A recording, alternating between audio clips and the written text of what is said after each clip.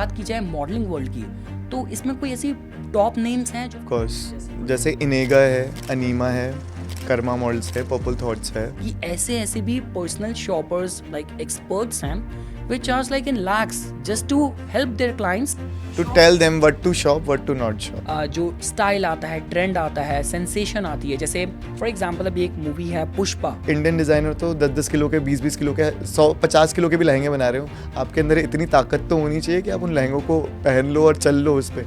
Complexion को लेके थोड़ा माइंडसेट है, तो आप क्या कहेंगे इस पे कि if you are like are little bit tan और you are like darker complexion compare to someone who is fair. I don't want anything from you, I just want to assist you. मेरे को आपसे पैसे भी नहीं चाहिए. I just want to come and stay with you.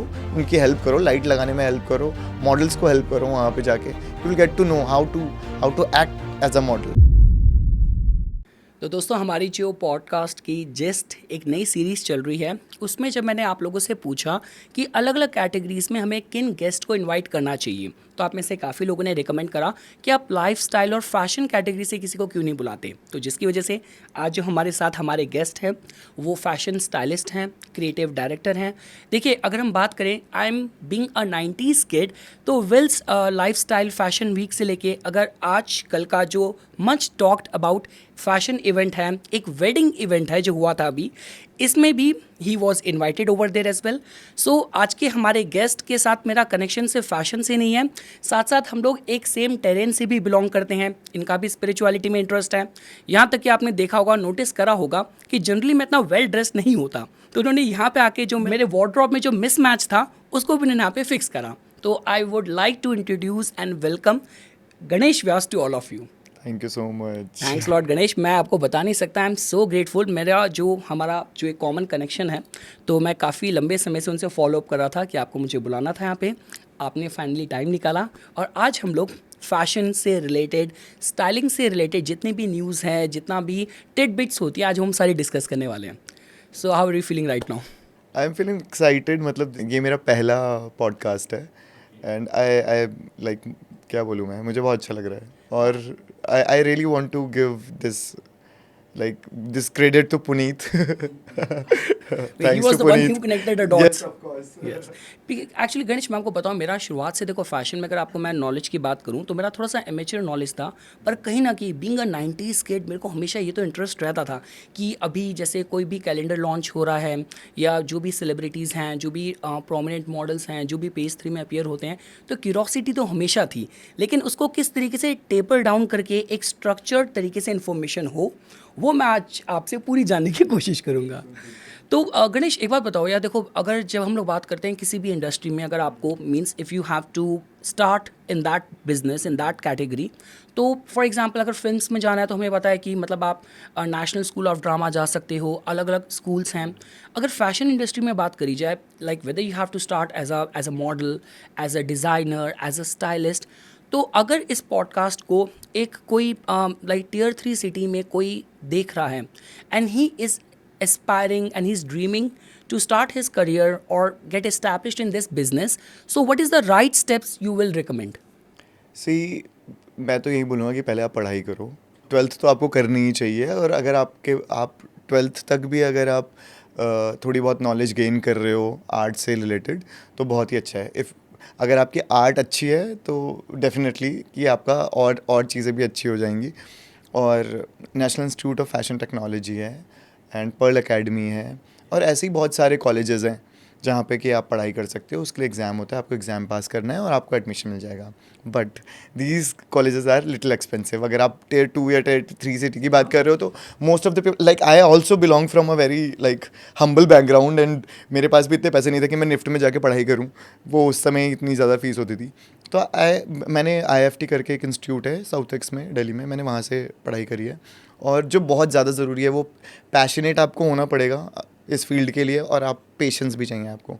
आप यही नहीं बोलोगे कि आपने आज पढ़ाई करी, आप बाहर निकले, आप स्टाइलिस्ट बन गए या डिज़ाइनर बन गए या आप एक दिन में ही मॉडल बन जाओगे या एक दिन में ही फोटोग्राफर बन जाओगे। You have to be really very passionate about it, और आपको पेशेंस भी चाहिए, आपको धैर्य बोलेंगे ना पेशेंस को। बिल्कुल। हाँ, तो आपको धैर्य भी रखना है, आपको टाइम लगेगा, आप एक दिन में ही मतलब स्टार नहीं बनेगा। हाँ, maybe you are lucky enough और maybe you will suggest someone कि हाँ भाई तुम ऐसे हाँ, किसी ये कुंडली देख के बता दो कि ये करना है यार, आज हो जाए। आपको आईएएस नहीं बनना, आपको डिजाइनर बनना है। बिल्कुल सही। तो इसमें यार जैसे हम लोग गणेश बात करते हैं कि जैसे अगर मैं आपको फिल्म टेलीविज़न इंडस्ट्री से भी बात करूं, तो वहाँ पे भी मुंबई में हर साल इतने लोग जाते हैं अपना लक ट्राई करने के लिए। तो काफ़ी लोगों का फीडबैक ये आता है कि यहाँ पे चीज़ें स्ट्रक्चर्ड नहीं है, कोऑर्डिनेटर को ढूंढो या आप किसी राइट रिप्रेजेंटेशन के लिए किसी को देखो। तो अगर इस इंडस्ट्री में अगर हम like if you will start with a model, becoming a model, तो इसके लिए networking and right set of modelling agency वो आपके करियर को शेप अप करने के लिए कितना रोल प्ले करती है? आई थिंक बहुत ज़्यादा ज़रूरी है। मतलब नेटवर्किंग तो नहीं, पर हाँ एक आपका एक गुड एजेंट होना या गुड एजेंसी होना बहुत ज़्यादा ज़रूरी है। लेकिन आप गलत जगह ना चले जाओ, ये भी बहुत ज़्यादा ज़रूरी है। अभी तो आजकल के बच्चों के पास, सबके पास यार स्मार्टफोन है, यू कैन सी कि कौन क्या काम कर रहा है, क्या नहीं कर रहा है। तो मुझे लगता है कि अगर आप किसी से भी बात कर रहे हो, किसी भी एजेंट से या एजेंसी से, तो पहले तो उसका बैकग्राउंड चेक करो कि उसने क्या क्या काम किया हुआ है, उसके प्रोफाइल में कितने लोगों ने टैग किया हुआ है, वो जो बात बोल रहा है वो सही बोल रहा है या नहीं बोल रहा है। वो बोल रहा है कि मैं धर्मा प्रोडक्शन में काम करता हूँ, मैं आपको धर्मा प्रोडक्शन में काम दिला दूंगा, पर क्या धर्मा प्रोडक्शन उसको अपनी चीज़ों में टैग कर रहा है? धर्मा प्रोडक्शन में ने उसको किसी भी, उसने बोला है कि सपोज़ मैं बोल रहा हूँ कि मैंने सचिन तेंदुलकर के साथ शूट किया है, जो जो कि कि आपने किया किया है 10 साल पहले। बट क्या सचिन ने मुझे उस पर टैग किया है या मैंने डाला है कि सचिन तेंदुलकर को मैंने शूट किया, और जो अब बाकी टीम है उन्होंने भी मेरा नाम लिखा है उसमें या नहीं लिखा है? तो क्रॉस चेक करना बहुत ज़्यादा ज़रूरी है। और जब मैंने शुरू किया था यार, उस समय तो ये सब चीज़ें थी ही नहीं। मतलब इंस्टाग्राम तो 2013 में आया है और I am working from like 2008 से मैं काम कर रहा हूँ। तो उस समय तो जब मैंने उस समय देख लिया being a small town boy, तो आजकल के बच्चों के पास तो स्मार्टफोन है यार, वो आराम से पता कर सकते हैं। बस ये है कि आपको किसी बहकावे में नहीं आना है। आपको ये नहीं सोचना है कि हम क्विकली एक दिन में ही स्टार बन जाएंगे।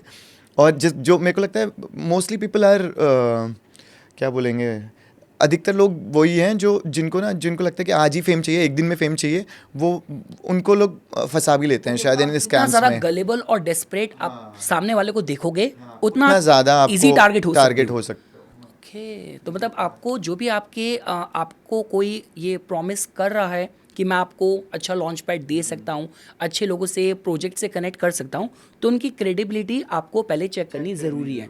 और नेटवर्किंग यार, एक बताओ, नेटवर्किंग के अंदर मेरे को इतने लोग मिलते हैं, वो कहते हैं यार मेरे को पार्टी का तो शौक नहीं, पर वहाँ पे नेटवर्क करने का मौका मिलता है। तो व्हाट इज़, मैं अभी बताता हूँ, जैसे मैं भी बहुत ज़्यादा पार्टी नहीं करता था। अभी मैं लाइक दिसंबर 25 के बाद से मैंने पार्टी शुरू करी, 2013 से। तो मेरे को काम की इतनी ज़्यादा ज़रूरत नहीं है, but the people around me, most of the models, अगर मैं किसी के साथ फ़ोटो डालता हूँ तो 5 लोग तो ऐसे हैं जो पूछ लेते हैं कि यार मेरे को इस मॉडल का नंबर दे दो, मुझे इसके साथ शूट करना है, या इस लड़के का नंबर दो, मुझे इसके साथ शूट करना है, that guy is looking really nice, he will look very good in my shoot. तो वैसे नेटवर्किंग नहीं हो रही है, डायरेक्ट नेटवर्किंग नहीं हो रही, लेकिन अनडायरेक्टली हो रही है। तो जैसे बोलते हैं ना कि जो हम एस्ट्रोलॉजी में भी बोलते हैं कि being seen at the right time at the right place with the right people is important. तो this is what the networking plays the role. Okay. और इसमें अब जैसे बात करी जाए नेटवर्किंग की भी, तो काफ़ी बार जैसे काफ़ी लोगों को ऐसे प्रपोजल्स ऑफर्स आते हैं कि यार ये जो गिग है ये पेड नहीं है, अनपेड कोलैबोरेट करते हैं, अनपेड कोलैबोरेशन करते हैं। तो ये कितना आपके करियर को हेल्प कर सकती है? आई थिंक मेरे को लगता है कि हर किसी को अगर कोई कोलैबोरेशन है तो उसको करना चाहिए। बिल्कुल ऐसा कुछ भी नहीं होता जो आपको फ्री, मतलब it's not free, it's paying you only. अगर आप अच्छे फोटोग्राफर, अच्छे स्टाइलिस्ट, अच्छे मेकअप आर्टिस्ट के साथ कोलैब कर रहे हो, या अच्छे ज्वेलरी पार्टनर के साथ कोलैब कर रहे हो, या कोई भी अच्छे ब्रांड के साथ कोलैब कर रहे हो, तो आपको मिलेगा ही सीखने को। ऐसा नहीं है कि आपको नहीं मिलेगा। एक तो आपको सीखने को मिलेगा, अच्छी टीम है तो, है ना, नए बच्चों को। और आपको पोर्टफोलियो बिल्ड नहीं करना अपना हर बार, है ना। आपको फ़ोटोज़ खिंचवाने के लिए पैसे देने पड़ते हैं। पोर्टफोलियो के लिए यू हैव टू पे 60,000, 1 लाख रुपीज़, लाइक 1 लाख रुपए तक आपसे लोग लेते हैं, है ना। तो आपको वो पे नहीं करना है, आपकी प्रोफाइल बन रही है, ठीक है। आप नए लोगों से मिल रहे हो, 5 लोगों के साथ कोलैबोरेशन है, 5 लोग आपकी पिक्चर्स डालेंगे अपने प्रोफाइल्स में, फिर वही बात है कि वो पूछेंगे हु इज़ शी और हु इज़ ही, है ना। नेटवर्क स्प्रेड हो रहा है। तो नथिंग इज़ अनपेड मेरे ख्याल से। है ना. वट आई पर्सनली फील कि नथिंग इज़ अनपेड, आपको मिल ही रहा है इससे भी कुछ, बट ये है कि हाँ सही जगह पे आपको देखना है. फिर वही कि आपको पहले रिसर्च करनी है कि आप जिसके साथ काम कर रहे हो वो कितना ऑथेंटिक है. तो इसमें आपने जैसे जब हम एजेंसीज़ की बात कर रहे थे, प्लेसमेंट एजेंसी, नेटवर्क एजेंसी, तो जैसे अब अगर हम लोग जैसे फिल्म्स की बात करते हैं, एक्टर्स की बात करते हैं, तो उनके जैसे कास्टिंग भी एक अच्छा नेटवर्क है. मुकेश छाबड़ा का नाम तो हर कोई जानता है. Mukesh, please sir, I want to do a podcast with you someday. तो उसी तरीके से अगर बात की जाए मॉडलिंग वर्ल्ड की, तो इसमें कोई ऐसी टॉप नेम्स हैं जो यस आप. Of course. जैसे इनेगा है, अनीमा है, कर्मा मॉडल्स है, पर्पल थॉट्स है, रनवे है. तो these 5 agencies are really good. And they और आर बेस्ड इन मुंबई और दिल्ली. मुंबई दिल्ली बोथ. ओके. हाँ. ऑरा टैलेंट्स है, सॉरी मैं भूल गया था, और भी बहुत सारे हैं, मतलब बहुत ही लंबी लिस्ट है. तो ये 4-5-6 एजेंसीज़ हैं, वो तो आपको अच्छा लॉन्च पैड दे ही सकती हैं, है ना.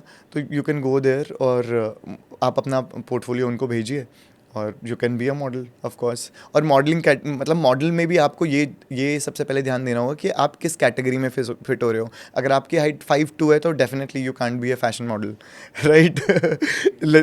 तो most of the scams are like this only. लोग क्या करते हैं कि अगर कोई लड़की 5'2" है या 5'3" है, या कोई लड़का 5'8" है, 5'10" है, उसको बोलते हैं हम आपको भैया स्टार बना देंगे, आपको बहुत बड़ा मॉडल बना देंगे, और लोग रिसर्च नहीं कर रहे हैं इस बारे में. तो बेसिकली 2-3 तरीके की मॉडलिंग होती है.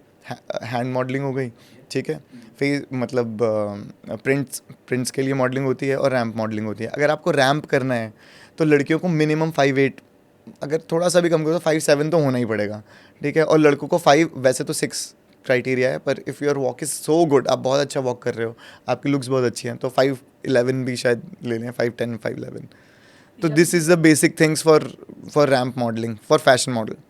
नहीं, ये तो मैंने देखा है. देखो, मैंने भी जब मैं वैंकूवर में था, मैंने फिल्म कोर्स करा, तो ये तो है कि कंस्ट्रक्टिव फीडबैक आपको लेना आना चाहिए. यू वुड नॉट बिलीव, मैं जब एक वर्कशॉप में अटेंड करने गया था, वहाँ पे देर वॉज दिस फीमेल, वो ईजिली उनकी एज लग रही थी, like she must be above 40s. तो जब उनका वर्कशॉप था, जो कास्टिंग डायरेक्टर थे वहाँ पे, उन्होंने उससे पूछा कि भाई what has been your experience so far. कहती मेरे को ना एज में टाइप कास्ट करते हैं, मुझे सही एज के लिए कास्ट नहीं करते, कॉल ऑडिशन कॉल नहीं आती. जो आपको क्या लगता है आपको किस एज ग्रुप में जाना चाहिए? कहती 25 to 35. मैंने कहा नहीं लग रहा है यार ऐसा. तो ये बात कि आपको कंस्ट्रक्टिव फीडबैक लेना आना चाहिए. और जब हम बात करते हैं कि एक और चीज़ मेरे को बोलनी थी गणेश, देखो, me being a 90s kid, जब हम लोग ऑफ द कैमरा भी बात कर रहे थे, देखो जब 90s के एरा की बात की जाए, इट्स अ वेरी, मतलब इतना इमोशनल, मतलब जो प्राइवेट एल्बम्स भी आती थी, आपको याद होगा. हाँ, तो देखो 90s के टाइम का ऐसा टाइम था कि जब हम लोग बात करते थे मॉडल्स की, मेरे टॉप ऑफ द माइंड, मतलब ध्यान में है कि हम लोग पद्मा लक्ष्मी की बात करते हैं, Mark Robinson, I guess John Abraham भी उसी टाइम पे उनका करियर, डीन मोरिया सब. हाँ, तो उस टाइम पे जो मॉडल्स थे उनकी एक अपनी पहचान थी. अब आज की डेट में वी ऑल नो, मतलब अभी 2024 मेट गाला की भी बात करी जाए, गौरव गुप्ता की बात करी जाए, सब्यसाची की बात की जाए, राहुल मिश्रा की बात की जाए, what happen to the super models.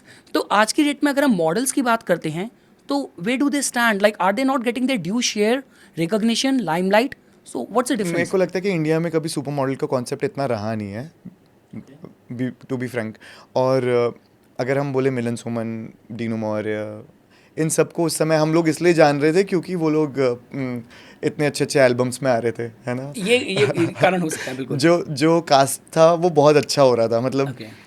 जो भी कास्टिंग कर रहा था इन म्यूज़िक वीडियोस के लिए या पॉप एल्बम्स के लिए, वो सब के सब. बात तो करे तो वो दिल क्या करे, एक जो इंस्टेंट कर्मा का जो म्यूजिक एल्बम था, उसका बंदा अभी तक मुझे उसके याद है, उसके लुक से आते हैं. बिल्कुल सही कहा आपने. हाँ, तो वो हम इसलिए उनको जान रहे थे, पर मुझे लगता है कि इंडिया में फैशन इंडस्ट्री में जो इन्फ्लुएंस है वो बॉलीवुड का ज़्यादा है. मतलब अगर आप देखोगे कि कितनी भी सुपर मॉडल हो, और अगर हम देखेंगे कि हम कोई भी बड़ा फैशन शो देखेंगे, ठीक है, अगर हम बाहर का बड़ा फैशन कोई भी, मतलब अगर हम डियोर का फैशन शो देखेंगे तो वहाँ पे आपको मॉडल्स दिखेंगे, और उसके लिए कोई भी शो स्टॉपर ऐसा नहीं होगा जो कि उनका कोई स्टार होगा, मतलब ठीक है. पर इंडिया में क्या होगा, कोई भी बड़ा मनीष मल्होत्रा अगर शो कर रहा है तो कोई एक्टर या एक्ट्रेस उसका शो रणवीर स्टॉपर सिंह होगा। तो हाँ, तो इससे ये नहीं लग रहा कि they are eating up the limelight and share and credit of the models? Yes of course, मतलब अगर कोई मॉडल है, वो 20 साल से इतनी एक्सपीरियंस मॉडल है, वो भी पीछे खड़ी है और कोई नया शो स्टॉपर एक्ट्रेस आई है, आया है शी इज तो स्टीलिंग द लाइमलाइट। हाँ, उन्होंने पूरा लाइमलाइट ले लिया। दैट एक designer Sunit Verma, I love him, मैंने कभी उनके शो में किसी शो स्टॉपर को नहीं देखा, और वो हमेशा मॉडल्स को एज अ शो स्टॉपर लेते हैं, and I really appreciate him for that. Nice. और इसमें see because Ganesh, you being a creative director and fashion stylist, जैसे अगर बात की जाए, अभी मैंने नोटिस करा कि जो ये Anant Ambani wedding which was globally covered, तो इसमें जैसे जब कार्देशियंस भी आई थी, they were invited, damn I wanted to be there, तो उनमें उनका एक स्टाइलिस्ट हैं, Chris Appleton, if I am not wrong, if I am, please forgive me if I am mispronouncing the name, तो वो उनके साथ हमेशा रहते हैं। तो यू बिंग अ स्टाइलिस्ट, एक स्टाइलिस्ट का जॉब कितना आसान है, हाउ इजी और difficult it is to work with the celebrities, or like how adamant people could be when you are giving your feedback to them, creative inputs to them. So just describe me your 9 to 5 job as a stylist. As a stylist, it's not a 9 to 5 job, it's a 24-hour job, basically.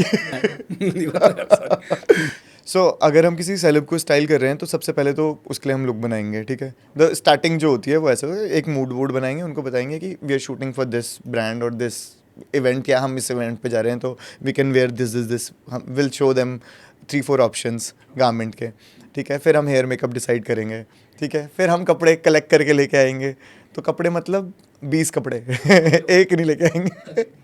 फिर कभी कभी होता है कि वो 20 कपड़े में से उन्हें कोई भी पसंद नहीं आता, then we have to source again, will collect more garments and will show them, will do fittings. ये सारा होता है जो डिज़ाइनर के साथ, जो डिज़ाइनर हैं, क्लाइंट की जो ब्रीफ है, and you all work on the same level. हाँ। समटाइम डिज़ाइनर इज़ नॉट, मतलब हम लोग मिक्स मैच भी करते हैं। ऐसा भी हो सकता है कि मैंने स्कर्ट ज़ारा से ख़रीद ली और डब्ल्यू से कुर्ता ख़रीद लिया, या फिर ऐसे, and will mix match it. Basically stylist का काम ही होता है कि सारे अलग अलग चीज़ों को कंबाइन करके उसे और कैसे इन्हेंस कर सकते हैं। Like you are wearing just out of the context, मैं यहाँ पे इतना बेमेल कपड़े पहन के बैठा था, एंड गणेश लाइक कुछ तो मिस हो रहा है, तू ब्लेंड नहीं कर रहा, तो जाके and imagine, see out of nowhere ही just pick this and this from his collection, और देखो मैं आप कैसे पूरी तरीके से हेड टू टो ब्लेंड कर रहा हूँ। तो यस, डेफिनेटली किसी भी अस्त व्यस्त चीज़ को एक ऑर्गेनाइज करना ब्यूटीफुल एस्थेटिक्स के साथ, that's your job of a stylist.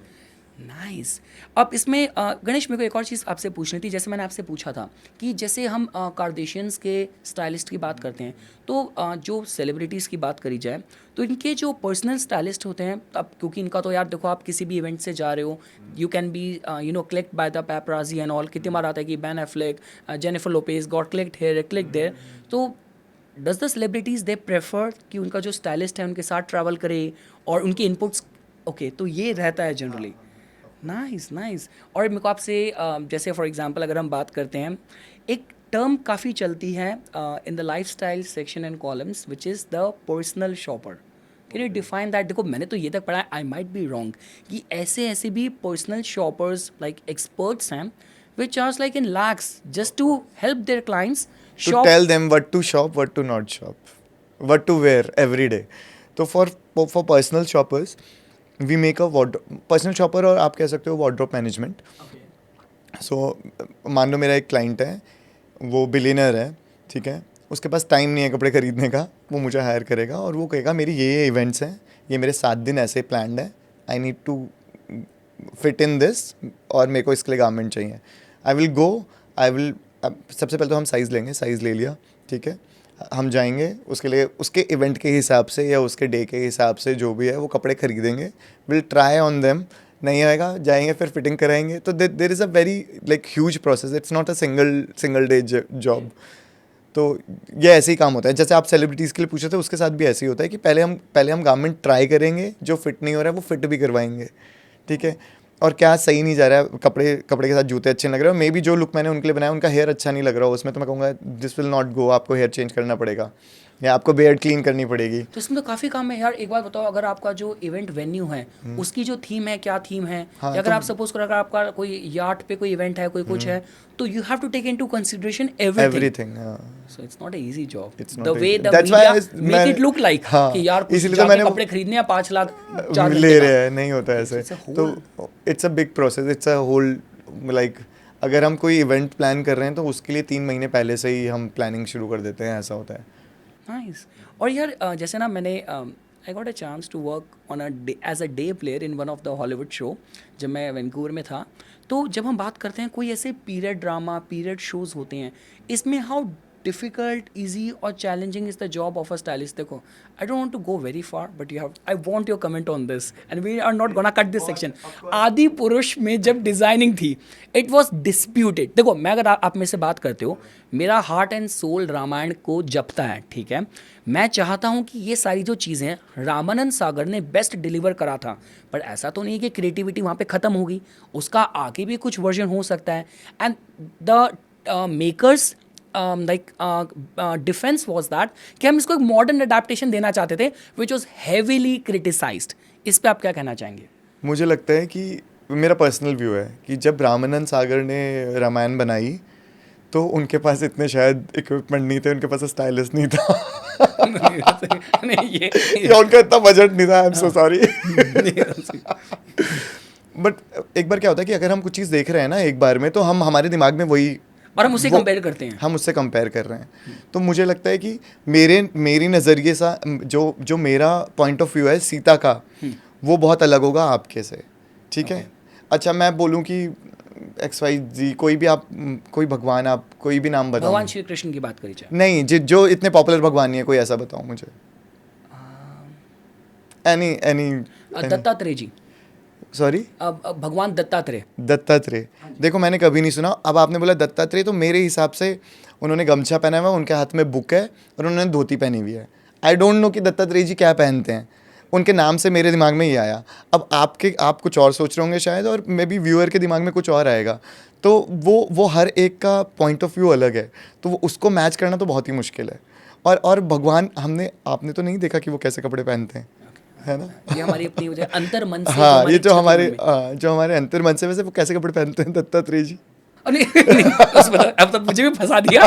नहीं, वो रिसर्च करना पड़ेगा। पर हमने सही कहा, सी बिकॉज होता क्या कि देखिए, ये कुछ ऐसी चीज़ होते हैं जहाँ पे लोगों के सेंटिमेंट्स भी अटैच होते हैं। हमें देखिए, वो जो डिस्प्यूट हुआ था और जो डिबेट हुआ था, वो ये हुआ था कि जो उसकी स्टाइलिस्ट हैं, क्योंकि देखो आदि पुरुष तो हर लेवल पे डिबेकल था। वो तो चाहे डायलॉग्स की बात करी जाए, बैकग्राउंड सेट डिज़ाइन की बात करी जाए, और स्टाइलिंग एंड वार्डरोब की बात करी जाए, तो हर चीज़ का डिबेट था। तो डू यू थिंक जब हम बात करते हैं, आप किसी ऐसे शो पे काम कर रहे हैं जहाँ पे वो पीरियड ड्रामा है, तो वो it is more it's a sensitive issue actually, ये बहुत सेंसिटिव है। और जब मैं बता रहा हूँ ना, जब हमने पहले रामायण देखी है तो बहुत ही सटल और सिंपल दिखा रखी है, पर वो कपड़े तो हमारे जैसे ही पहनते होंगे ना यार।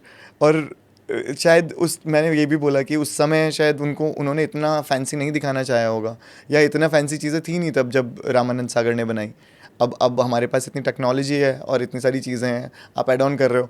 और हाँ, क्या कहते हैं, जिसने भी बनाई है शायद उसको कुछ तो क्रेडिट्स देने होंगे किसी हाँ, को। नहीं, वो बात इन्होंने मेहनत करी है ना, मेहनत करे, हाँ। इट माइट हैव मिसफायर्ड, पर चलिए वो आपने सही कहा। और इसमें जैसे गणेश हम बात करते हैं किसी भी तरीके से like in terms of well paying clients, तो जो एक बॉलीवुड का फैसिनेशन है, ठीक है, and if you gonna compare it with for example billionaires, like Bollywood versus billionaires, ठीक है। तो अब जैसे आपने मुझे ऑफ द कैमरा बताया था कि भाई अनपेड जो कोलैबोरेशन है वो भी कहीं ना कहीं आपको हेल्प करती है। हाँ, तो अगर आपको बीइंग अ स्टाइलिस्ट और a designer to any billionaire और a very renowned Bollywood celebrity, so how does it benefit the career graph of a stylist? देखो, मैं कहूँगा कि Bollywood doesn't pay that much, billionaire of course they pay. पर जो मैं बोल रहा हूँ, अगर कम पैसे भी मिल रहे हैं तो we are getting that fame. अगर मैं फॉर एग्जांपल अगर मैं शाहरुख खान का स्टाइलिस्ट हूँ, तो लोग मुझे इस बात से जान रहे हैं ना कि मैं शाहरुख खान का स्टाइलिस्ट हूँ। उनको थोड़ी ना पता है कि मैं शाहरुख मुझे 1 लाख रुपए दे रहा है या 10 लाख रुपए दे रहा है। But if a billionaire call मी, मैं कहूँगा कि I am charging 10 lakh rupees from Shahrukh Khan, तो he will pay me. If अगर उसको मुझे हायर करना है तो मुझे हायर करेगा ही करेगा। है ना? तो कहीं ना कहीं से ये एक गुडविल आपकी बन रही है सेलिब्रिटी के साथ काम करके।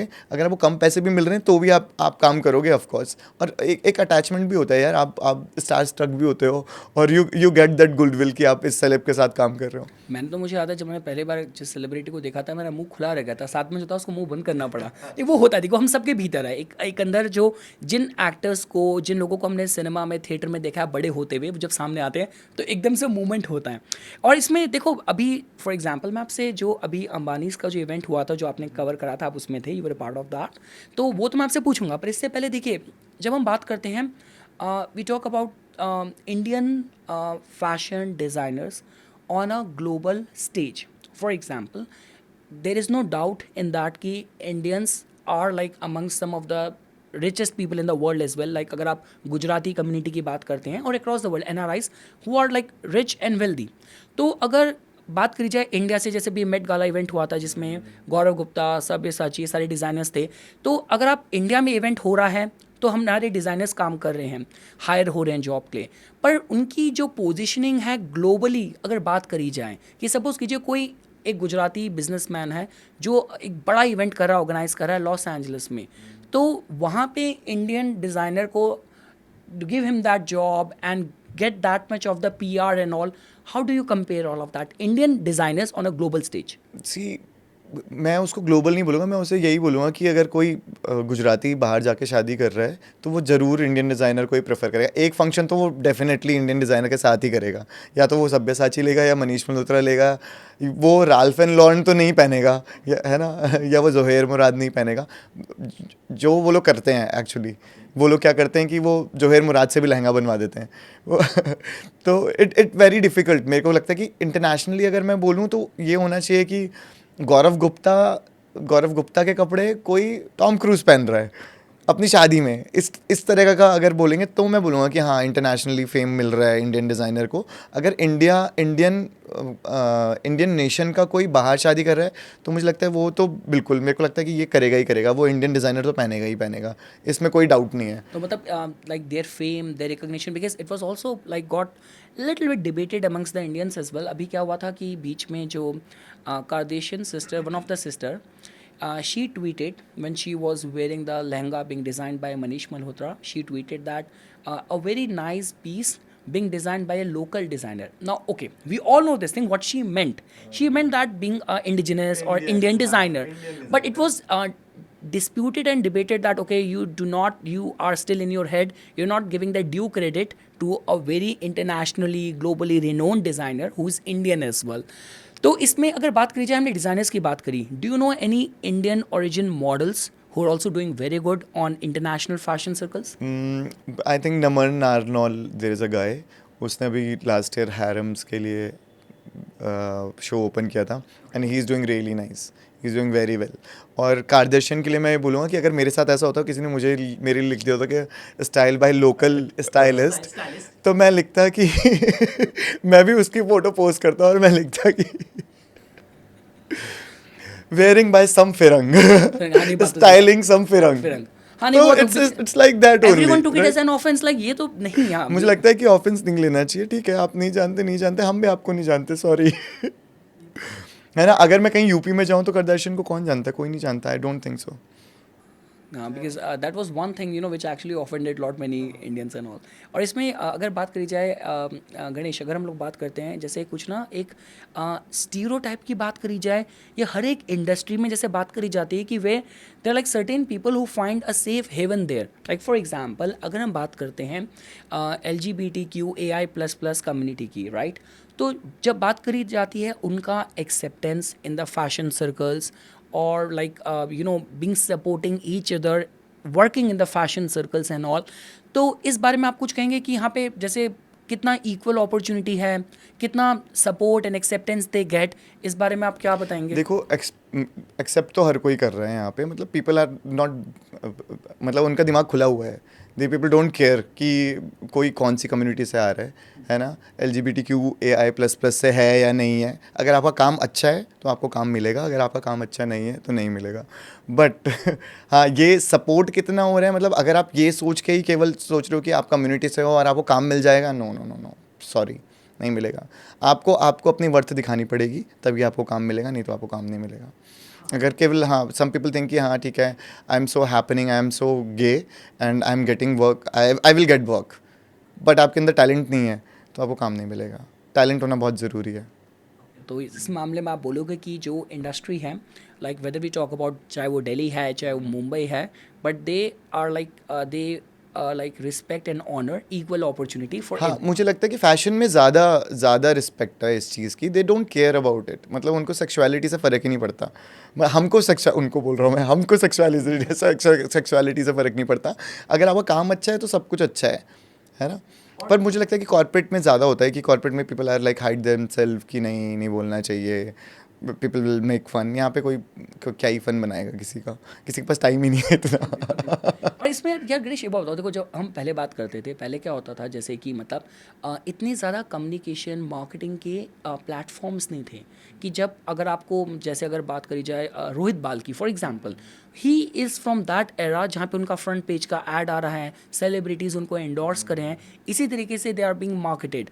आज के समय पे जब हम बात करते हैं कि यार every one is promoting their work through the sponsored feed on Instagram and everywhere, तो यहाँ पे किसी ब्रांड को अपनी मतलब अपनी इंटेग्रिटी मेंटेन रखना, अप टू स्टैंड आउट, तो यहाँ पे मार्केटिंग का with the changing times in 2024 of social media and reels, how relevant it is and कितना आसान है, क्या बोलोगे इस पे? See it's all depend on content. ठीक है, पहले तो चलो हम न्यूज़पेपर देखते थे, मैंने तो, मेरे को तो सालों हो गया है न्यूज़पेपर देखे हुए, मुझे ऐसा लग रहा है। और कोविड के बाद से तो मैंने अपनी न्यूज़ फीड भी बंद कर दी है सारी, कि भैया मुझे आई डोंट वांट एनी नेगेटिविटी, कुछ भी, है ना? तो मुझे ये लगता है कि आपका कंटेंट बहुत मैटर करता है कि आपने क्या बनाया है। तो अगर आपका कंटेंट बहुत अच्छा है, आपको बिल्कुल भी ज़रूरत नहीं पड़ेगी बूस्ट करने की, है ना? आपका कंटेंट अच्छा है, वो खुद ही शेयर होएगा। आपका कंटेंट अच्छा नहीं है, आप कितना भी बड़ा एक्टर ले लो, या कितना भी बड़ा आर्टिस्ट ले लो, या कितना भी बड़ा सिनेमैट ले लो, जगह ले लो, आप पेरिस फ्रांस में जाके शूट कर लो, आपका कंटेंट अच्छा नहीं है, हाँ लोग देखेंगे कि हाँ अच्छी लोकेशन है, ठीक है, इतने में ही ख़त्म हो जाएगा। पर आपका कंटेंट अच्छा है तो लोग शेयर करेंगे और लोग उसके बारे में बात करेंगे, और उसी से ही मार्केटिंग होएगी। तो अभी तो मतलब इंस्टाग्राम ही चल रहा है सब जगह, और कंटेंट वर्क्स। मेरे को लगता है content, have you seen that girl जो कपड़े बनाती है, वहाँ पे थी मैं, she was invited in Nancy Tyagi, Cannes. Nancy Tyagi, हाँ, हाँ, हाँ हाँ। नैन्सी त्यागी। हाँ, हाँ। तो कंटेंट, उसका कंटेंट इतना अच्छा है ना, that's why she is there. उसको शायद इंग्लिश समझ में भी नहीं आ रही थी, ट्रांसलेटर था उसके साथ, पर उसका कंटेंट इतना अच्छा है तो उसको बुलाया है। तो कंटेंट अगर होगा तो सब कुछ अच्छा काम अच्छा नहीं, लेकिन सी पता है मैं क्या पूछना था गणेश की ना, काफ़ी बार क्या होता है, जैसे मैंने किसी मार्केटर की कोट सुनी थी कि जब बात करी जाती है कि why don't you promote Range Rover, Mercedes and Rolls Royce in these platforms and all, they say that we know that our audience is not sitting idle and And surfing the scrolling. Reels, scrolling the reels. तो अगर बात की जाए, जब हम बात करते हैं से, अगर आप दिल्ली कंटेक्स्ट में बात करते हैं, डीएलएफ एम्पोरियो मॉल में सारे बुटीक ब्रांड्स की, तो इनकी लग्जरी मार्केटिंग की जो मार्केटिंग स्ट्रैटेजी है विद द चेंजिंग टाइम्स कैसे बदल रही है? क्योंकि पहले तो ये था कि बस कस्टमर अटेंशन मिलना और रीच मिलना, स्प्रेड मिलना ही मैटर करता था, पर आज जो मार्केटिंग के जो टूल्स हैं, पैरामीटर्स हैं, बदल गए हैं। तो डू यू थिंक कि लग्जरी जो ब्रांड्स हैं, how they are marketing themselves, how they are reaching out to their relevant target audience, तो are they revamping themself as well? या ऑफ कोर्स यार, मतलब मेरे को तो नहीं लगता कि अब वैसे ऐड बन रहे हैं जैसे पहले बन रहे थे, या वैसे कैंपेन शूट हो रहे हैं जैसे पहले हो रहे थे। अभी तो छोटा कैंपेन भी आप करोगे, इंस्टाग्राम पे डाल दो एंड बूम, आप पहुंच जाओगे आपको जहां पहुंचना है। और अगर आपको स्पॉन्सर भी करना है, पहले भी तो न्यूज़पेपर में देने, मतलब आर्टिकल के लिए पैसे ही दे रहे थे ना, अब आप आज का न्यूज़पेपर इंस्टाग्राम है। You are selecting your target audience, और आप स्पॉन्सर कर रहे हो उस पर, है ना? ये भी तो वही है, मार्केटिंग ही है, सॉरी। तो मुझे लगता है कि बस ये जो चेंज आया है वो पेपर से फ़ोन पे आ गए हैं हम लोग बस। ओके, सारा डिजिटल जो हो गया है। डिजिटल हो गया। नो नहीं, लेकिन जैसे बात करते हैं गणेश, जैसे पहले मुझे नहीं लगता कि देखो जो पहले डिज़ाइनर्स थे उनको स्केच में काफ़ी चीज़ें डिज़ाइन करनी होती थी। आजकल तो एआई की इतनी टूल्स हैं, तो इसने तो एज अ स्टाइलिस्ट आपकी जॉब भी काफ़ी आसान कर दी होगी ना? मतलब हाँ, कुछ चीज़ें आसान हो गई हैं, लेकिन जो आदमी कर सकता है या जो इंसान कर सकता है वही कर सकता है। इंसान के दिमाग से आगे तो नहीं हो सकता एआई, मुझे ऐसा लगता है, क्योंकि हमने ही तो बनाया ना। हमारे अंदर जितना है उसका कम ही गया होगा वहाँ पे, है ना? और जो जितना हम प्रॉम्प्ट आपको देख के बता देंगे, उतना वो एआई तो नहीं बता पाएगा। अब मेरे को गणेश आपसे एक चीज़ पूछनी है जो कि काफ़ी जो एस्पायरिंग मॉडल्स हैं उनको काफ़ी ज़्यादा हेल्पफुल रहेगी उनके। देखिए जो एक जनरल परसेप्शन है लोगों का एक मॉडल को लेके वो ये है कि उनकी एक ज़ीरो फिगर होना चाहिए, ये परफेक्ट शेप होना चाहिए। यार यू वुड नॉट बिलीव, मैंने जब वैनकूवर से फिल्म कोर्स करा था तो वहाँ पे हमें जो पहला जो इंट्रोडक्शन क्लास थी ना हमें वहीं पे बता दिया गया था, now you are about to enter in a business which is a business of good looking people. कभी आप सेट पे जाते हो, आपको एनाटॉमिकली परफेक्ट बॉडी मिलती है, तो please do not embarrass them, do not make them conscious by staring them. तो कहने का मतलब ये कि एक परसेप्शन होती है कि मॉडल को ऐसा दिखना चाहिए, उनकी बॉडी ऐसी होनी चाहिए। Just to attain those goals, people go to any extent, like depriving themselves of food and all. तो ये मॉडल की body and perfect size, this society का जो एक परसेप्शन है परफेक्ट साइज का, उस पर आप क्या बोलोगे यार? देखो, designer make garment for normal people, right? पर वो मॉडल पे शोकेस कर रहे हैं क्योंकि उन पे अच्छा फॉल कर रहा है, अच्छा फॉल गारमेंट कर रहा है, तो ठीक है। पर आपको कैलोरी डिफिशिएंसी में अगर आप जाओगे तो इंडियन डिज़ाइनर तो 10-10 किलो के, 20-20 किलो के, 100-50 किलो के भी लहंगे बना रहे हो। आपके अंदर इतनी ताकत तो होनी चाहिए कि आप उन लहंगों को पहन लो और चल लो उस पे। अगर आप इतनी डाइट करोगे, आप चल ही नहीं पा रहे हो, तो you are harming your body only. अभी तो ठीक है, शायद 1 साल 2 साल, पर और वैसे ही करियर बहुत छोटा है मॉडल्स का, इतना बड़ा करियर इसका मतलब स्पैन नहीं होता है कि अगर आप डाइट कर भी रहे हो तो you have to be really very healthy. आपको जिम जाना बहुत ज़रूरी है, आपकी लेग्स, आपको पूरा दिन हील में खड़े होकर काम करना है भाई, तो आपको कार्ब्स लेने ज़रूरी हैं। बस ये है कि अगर आप कार्ब्स ले रहे हो तो जिम में जाके मेहनत करो। ये मत करो कि आप खाना कम खा रहे हो जस्ट बिकॉज ऑफ कि आपको पतला दिखना है और आप जिम नहीं जा रहे हो। आप हर दिन पार्टी कर रहे हो रात को और अगले दिन पहुंच रहे हो और खाना नहीं खा रहे हो, तो you are harming your body. अगर आपकी और मॉडलिंग इंडस्ट्री ऐसी इंडस्ट्री है जिसमें आप जो दिख रहे हो उसी के ही आपको पैसे मिल रहे हैं, है ना? तो और आपकी बॉडी के पैसे मिल रहे हैं आपको यार।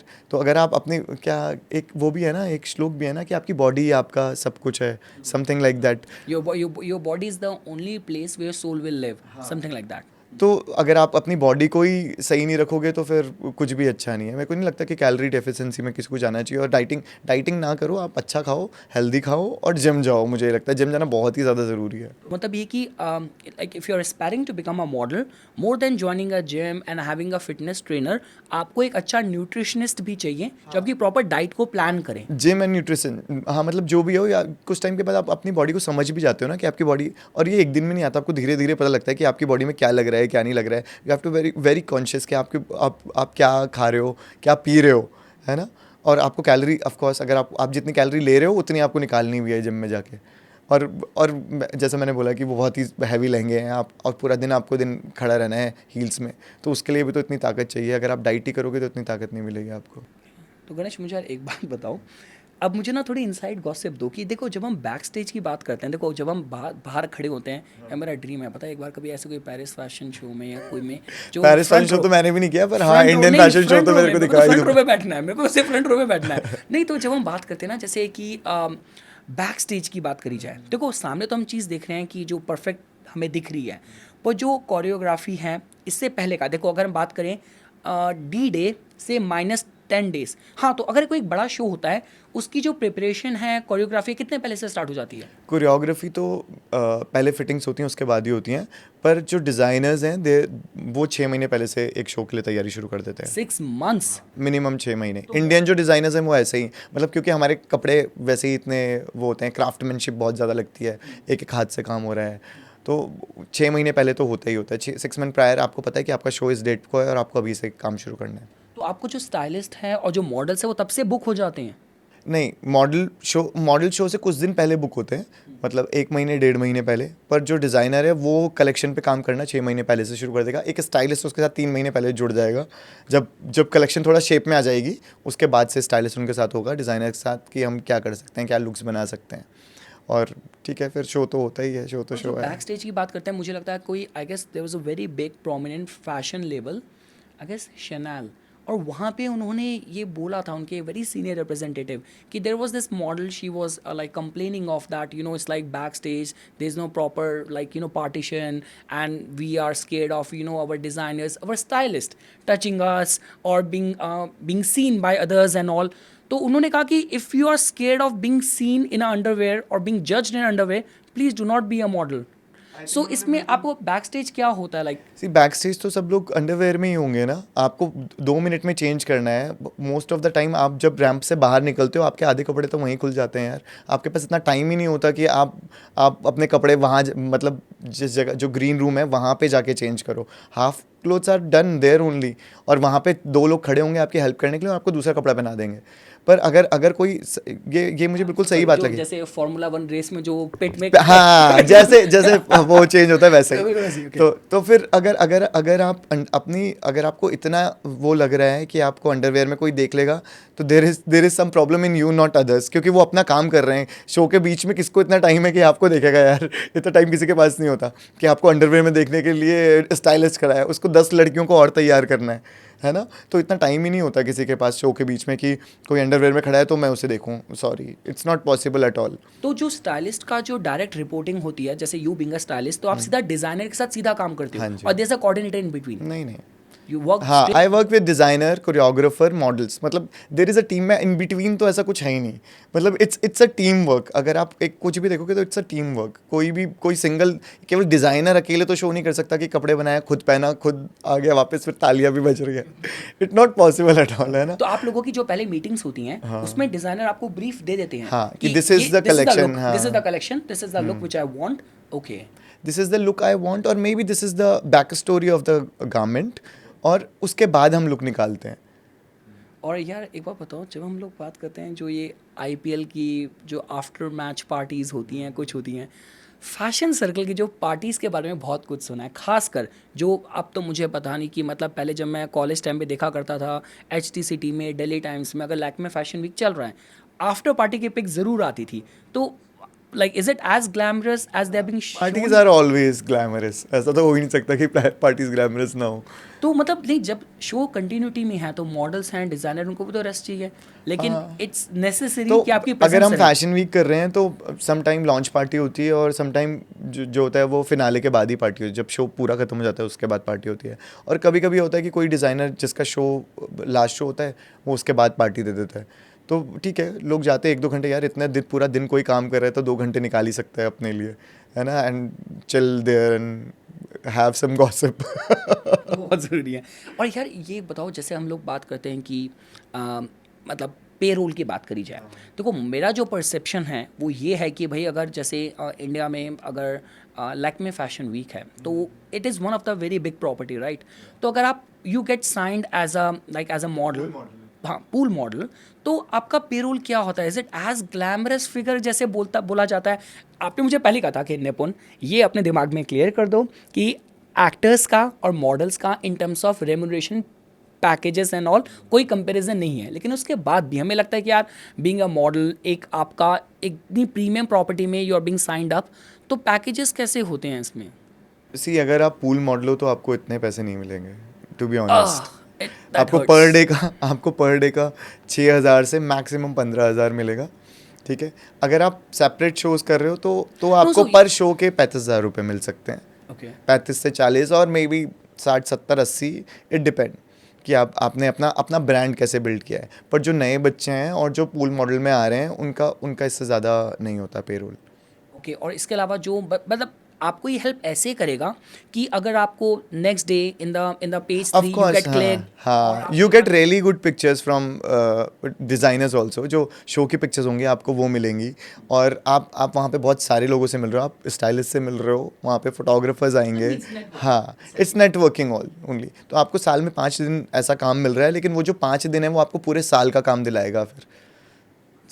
और इसमें जो हमें मतलब मैंने तो मूवीज़ वगैरह में देखा है, जब हम बात करते हैं शो स्टॉपर की, शो स्टॉपर, तो अभी भी जो वो बॉलीवुड से लेके ऑब्सेशन और फैसिनेशन है कि जैसे मैं देखो मैं ये कहूँगा कि ना जो 90s में मॉडल्स का अपने में एक वजूद था कि you know that Mark Robinson is coming, Milind Soman is coming, Dino Morea is coming, वो बाद में एक्टर बन गया, पर when he was just a model, या पद्मा लक्ष्मी इज कमिंग, तो अब वो अभी भी फैसिनेशन में कि show stopper will be an actor only, this is high possibility. हाँ, ये तो है ही खैर, पर जब पहले शोज़ होते थे ना, तो जैसे मैं कहूँगा नयनिका चैटर्जी हैं, या फिर नयनिका के बाल कर लिए हैं, तो कोई कोई उनके बाल सीधे नहीं कराता था, या कोई ये नहीं बोलेगा कि आप अपने बाल सीधे करो। जिसका जो करेक्टर है वो उस करेक्टर में रहेगा। अभी क्या हो गया है कि अगर कोई फैशन शो हो रहा है, सबका हेयर मेकअप एकदम सेम है, आपको अगर स्मोकी आइज करना है तो सबका स्मोकी आइज हो रखा है, बिल्कुल जेल बैक हेयर है, वो सब एक जैसे लगते हैं, दे लुक सिमिलर। तो वो उनका पर्सनल, हाँ, जो पर्सनल उनका मैग्नेटिज्म हाँ, दैट जो इज लैकिंग। वो कम हो जाता है। हाँ, मे बी वॉक सबकी अलग अलग होती है, वॉक से आप बोलोगे कि हाँ she is walking very well या बहुत अच्छा वॉक कर रही है, पर जो पहले 90s में था वो मैं जब उस समय शोज़ देखता था तो उस समय ऐसा नहीं था, सबका हेयर वो नेचुरल रखते थे और वो अलग ही था, मतलब that's a different it's not vibe. Only the fashion industry which suffered, ये तो टेलीविजन में भी हुआ है 90s में यार। आप दूरदर्शन में देखो, सी हॉक्स, क्या क्या अलग अलग क्रिएटिव शोज आ रहे थे। फिर आ गए सास बहू, हर शो में सास बहू। तो वो तो था कि उसके बाद तो काफ़ी एरा बदला और creativity suffered because of that.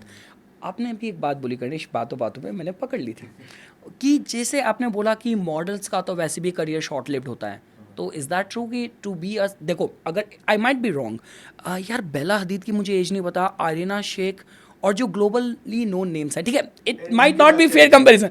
उसके बाद भी अगर हम बात करी जाए तो मतलब जो मॉडल्स का करियर का पीक क्या होता है, राइट एज टू बिगिन क्या होता है, और इसमें भी कोई एज होती है जैसे हम बोलते हैं कि भाई you might be looking very good and camera friendly at the age of 14 or 15, but will that allow you to do some those brand ads and not? तो ये आप थोड़ा इस बारे में बताओगे कि अगर मैं बोलूँगा कि अगर आपको मॉडलिंग करनी है तो 15 साल से शुरू कर दो ट्राई करना, ठीक है, 15 16 17 18 तक you will be groomed enough to become a model.